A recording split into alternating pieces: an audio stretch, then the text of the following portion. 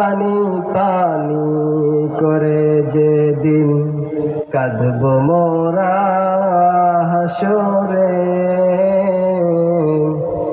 তুমি নবী পিলায় পানি নিয়ে হাউজে কাউসারে। আউযু বিল্লাহি মিনাশ শাইতানির রাজীম। বিসমিল্লাহির রাহমানির রাহিম। ইন্না আ'তাইনাকাল কাউসার ফাসাল্লি লিরাব্বিকা ওয়ানহার ইন্না শানিয়াকা হুয়াল আবতার। সম্মানিত উপস্থিতি, আপনারা নিশ্চয় জানেন যে একদিন না একদিন আমাদের সামনে মালাকুল মউত এসে হাজির হবেন। একদিন না একদিন আমাদের ঠিকই আল্লাহর ডাকে ওই কবরের মাটিতে যেতে হবে। আবার করে একদিন হঠাৎ করে কিয়ামত শুরু হয়ে যাবে। আল্লাহ,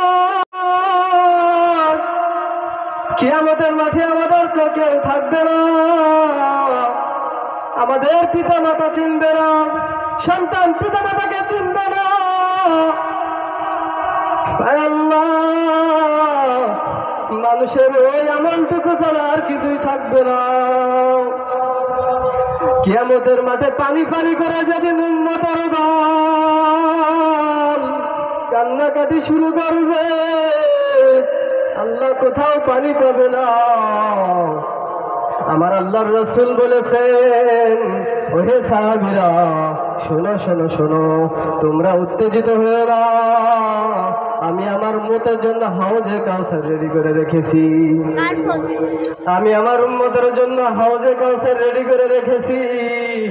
যে ব্যক্তি এই হাউজে কাউসারের পানি একবার পান করবে, সারা জীবনে তার পানির পিপাসা লাগবে না। জোরে বলেন না সুবহানাল্লাহ। সাহাবারা বলেন, ওরে রাসূল, আপনি কি ওই কিয়ামতের মাঠে আমাদেরকে চিনবেন? আমার আল্লাহর রাসূল বলেন, চিনবো চিনবো চিনবো। ও সাহাবীরা, যারা দুনিয়াতে আমার দেয়া আদেশগুলো পালন করেছে, আমার আল্লাহর পথে চলেছে, যারা 5 ওয়াক্ত নামাজে ওযু করেছে, ওই ওযুর পানি যে সমস্ত শরীরের জায়গায় লেগেছে, ওই শরীরের জায়গাগুলো চকচক করে জ্বলে উঠবে। আমি তখন ওই চকচক করা জায়গাগুলো দেখে আমার উম্মতদেরকে চিনতে লাগবো। কিন্তু ওই কিয়ামতের মাঠে যেদিন পানি পানি করে উম্মতের দল কান্নাকাটি করবে, বেনামাজিরা কত আহাজারি করবে কিন্তু পানি পাবে না। হঠাৎ করে দেখবে আকাশে কালো মেঘ, বেনামাজিরা দেখে আনন্দ উল্লাসিত হবে, এবার বুঝি পানি আসবে পানি আসবে। হঠাৎ করে পানি আসবে, কিন্তু ওই পানি খাওয়ার মতো না। ওই পানি আগে এতটা দুর্গন্ধযুক্ত, পুচের মতো দুর্গন্ধযুক্ত, খাওয়া যাবে না। ওরে আল্লাহ, এত কিছু তো আমাদের পক্ষে সম্ভব না। আল্লাহ, তুমি আমাদেরকে হেদায়েত দান করো। সকলে বলি না আমিন।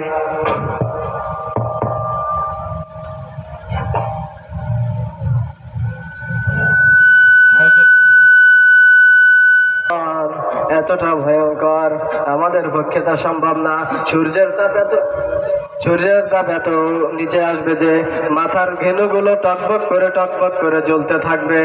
আপনারা সবাই 5 ওয়াক্ত নামাজ পড়ার জন্য চেষ্টা করবেন। ওই কিয়ামতের মাঠে কিন্তু কেউ থাকবে না, বাবা সন্তানকে চিনবে না, সন্তান বাবাকে চিনবে না। এখন ওই কিয়ামতের মাঠে আমাদেরকে দিনের আলোর কথা শুনে চলতে হবে। কিয়ামতের মাঠে যেন আমরা ওই শাস্তিগুলো না ভোগ করতে পারি, আমরা যেন আল্লাহর আরশের নিচে থাকতে পারি, এই তৌফিক আল্লাহ তাআলা আমাদেরকে দান করুন। আমরা সকলে যেন 5 ওয়াক্ত নামাজ পড়ার তৌফিক দান করেন আল্লাহ তাআলা, এই কামনা করে আমি আমার সংক্ষিপ্ত আলোচনা এখানে শেষ করছি। আসসালামু আলাইকুম ওয়া রাহমাতুল্লাহ।